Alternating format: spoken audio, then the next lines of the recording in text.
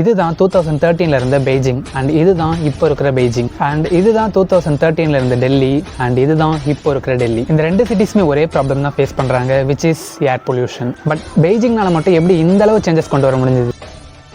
இந்த சிட்டி எந்த அளவுக்கு மோசமாக இருந்துச்சுன்னா 2008 ஒலிம்பிக்ஸில் ஏர் பொல்யூஷன் ரொம்பவே நிறைய இருக்குன்னு சொல்லிட்டு மொத்த வேர்ல்டுமே இந்த சிட்டியை கிரிட்டிசைஸ் பண்ணுறாங்க. அண்ட் அங்கே இருக்கிற குழந்தைங்க பெரியவங்களாம் ஆஸ்துமா, லங் கேன்சர் போன்ற நோயினால் ரொம்பவே பாதிக்கப்படுறாங்க. ஸோ இதனால் அவங்க ஹெல்த் கேர் எக்ஸ்பென்சஸ் அதிகமாகுது and tourism is completely dead. And 2013 நிலைமை ரொம்ப மோசமாக போகிறத புரிஞ்சுக்கிட்ட கவர்மெண்ட் பல ரெஸ்ட்ரிக்ஷன்ஸையும் கொண்டு வந்தாங்க. அண்ட் ரொம்ப முக்கியமாக அதிகமாக ஏர் பொல்யூஷன் பண்ணிட்டு இருந்த நிறைய கம்பெனிஸை இழுத்து மூடுறாங்க. பீப்புளை ஓன் வெஹிக்கிள் யூஸ் பண்ணுறதை அவாய்ட் பண்ணிட்டு பப்ளிக் வெஹிக்கிள் யூஸ் பண்ணுங்கன்னு சொல்லி அவங்களை என்கரேஜ் பண்ணாங்க. அண்ட் அந்த சிட்டி ஃபுல்லாகவே ரொம்பவே ஸ்ட்ரிக்டான ரூல்ஸை கொண்டு வராங்க அண்ட் அதை மீறினா சிவியரான பனிஷ்மெண்ட்டும் கொடுத்தாங்க. ஸோ இது எல்லாமே கரெக்டாக பண்ணதுனால 10 இயர்ஸில் உலகமே திரும்பி பார்க்குற அளவு ஏர் பொல்யூஷன் அப்படி கண்ட்ரோல் பண்ணுறாங்க. And now Beijing has better air quality. So இதேமாரி நம்ம கவர்மெண்ட்டும் ஸ்ட்ரிக்டான ரூல்ஸை கொண்டு வந்தால் we can recover our cities from air pollution.